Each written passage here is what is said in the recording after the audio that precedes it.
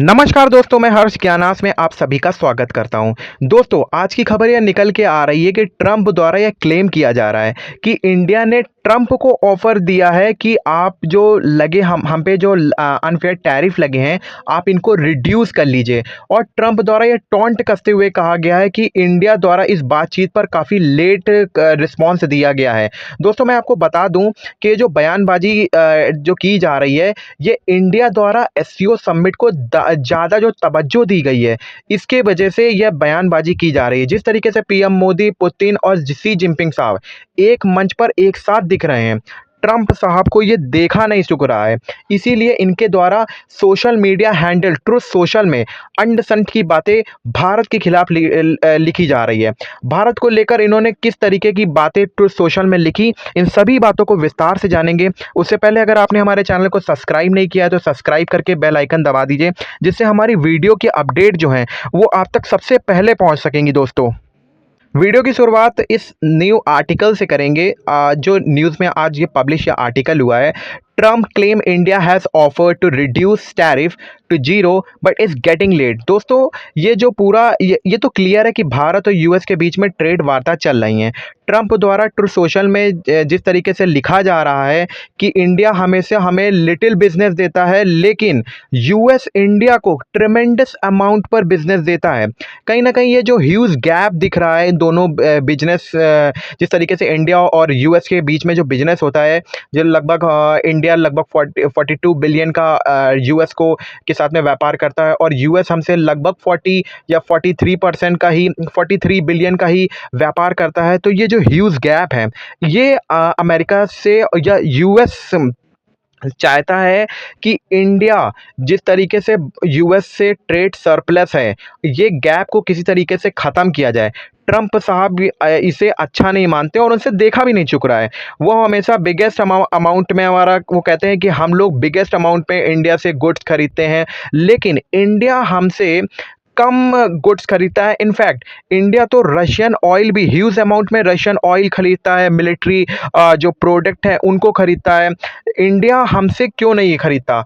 क्योंकि इंडिया कहीं न कहीं यूएस पर इतना बिलीव नहीं कर पा रहा है, जिस तरीके से यूएस के बयानबाजी और अपनी बातों से पलट जाना।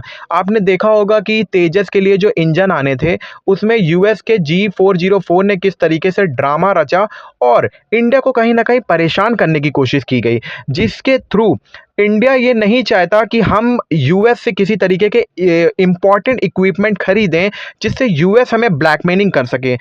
इसीलिए इंडिया का सबसे रिलायबल पार्टनर रशिया है और सेकंड अल्टरनेट के रूप में फ्रांस देखने को मिल रहा है दोस्तों। जिस तरीके से इंडिया फ्रांस के रूप में अपना सेकंड पार्टनर बना रहा है, रशिया रशिया हमारा एक पार्टनर है, लेकिन जिस तरीके से फ्रांस एक नया पार्टनर बन के उभर रहा है, वो यूएस से देखा नहीं जा रहा है। क्योंकि कहीं ना कहीं यूएस चाहता था कि हम रशिया से जो इक्विपमेंट भारत लेता है, उसमें तो दबाव बना करके उनको उनको अलग कर देंगे, तो फिर हमसे जो इंडिया है वो हमसे इक्विपमेंट लेगा। लेकिन भारत द्वारा नया अल्टरनेट तलाशते हुए भारत ने फ्रांस को अपने, जैसे कि फ्रांस को अभी $7 बिलियन का जो एम का हमारा आने वाला 5th जनरेशन फाइटर जेट है, उसके इंजन के लिए एक ह्यूज जो प्रोडक्शन के लिए उसके ऑर्डर दिए गए हैं। ये सब यूएस से देखा नहीं जा रहा है, क्योंकि यूएस कहीं ना कहीं चाहता था कि ये सब भारत हमसे ऑर्डर ले। जिस तरीके से भारत की इकोनॉमी, भारत पे इतना पैसा है, भारत पर यूएस पैसा कमाना चाहता है। दैट्स वाई ये इस तरीके की बयानबाजी ट्रंप द्वारा ट्रुथ सोशल में की जा रही है और भारत को उकसाने वाली कार्रवाई की जा रही है। दोस्तों, एससीओ समिट के पहले यूएस के आधिकारिक हैंडल पर यह पोस्ट किया जाता है कि भारत और यूएस के जो रिलेशन है वो काफ़ी मजबूत हैं, वो व्यापारिक साझेदारी काफ़ी अच्छी है। लेकिन यूएस द्वारा जो गुड्स वगैरह हैं, वो जिस तरीके से भारत यूएस के जो गुड्स हैं वो उनको कम खरीदता है, और इंडिया अपना जो गुड्स हैं वो वो यूएस पर ज़्यादा बेचता है। तो कहीं ना कहीं इसके बारे में बात की गई, और इन्होंने ये भी कहा कि भारत जो है वो यूएस का एक गुड पार्टनर है। दोस्तों, मैं आपको बता दूं, इनसे ये जो तस्वीर है ना, ये देखी नहीं जा रही है। इसलिए सोच रहे हैं कि भारत तो हमारे हाथों से जा रहा है, इसलिए इनके द्वारा ये सब बयानबाज़ी की जा रही हैं कि किसी तरीके से भारत को लुभाया जाए और अपने तरफ लाया जाए। लेकिन भारत भी पूरी सिचुएशन को समझ रहा है। दोस्तों, मैं आपको बता दूँ कि अगर आपको लगता है कि चाइना एक रिलायबल पार्टनर है, तो बिल्कुल आप गलत हैं। चाइना एक रिलायबल पार्टनर कभी हो ही नहीं सकता, क्योंकि उनकी पॉलिसी में ही ये चीज़ है ही नहीं। रियलिटी में वो लोग चलते ही नहीं हैं, वो लोग ये अपनी हड़प नीति पर चलते हैं दोस्तों, और उसी नीति पर कहीं न कहीं यूएस भी काम करता है। अगर आपके पास में फ़ायदा दिखेगा, तो यूएस आपका दोस्त है। अगर आपके पास में फ़ायदा दिखेगा, तो चाइना आपका दोस्त है। अगर कल को चाइना यूएस से ट्रेड डील कर लेता है और ये कहता है कि हाँ, आप पर मैं 10% तक का ही टैरिफ लगाता हूँ, आप इंडिया से किसी तरीके का रिलेशन ना रखिए।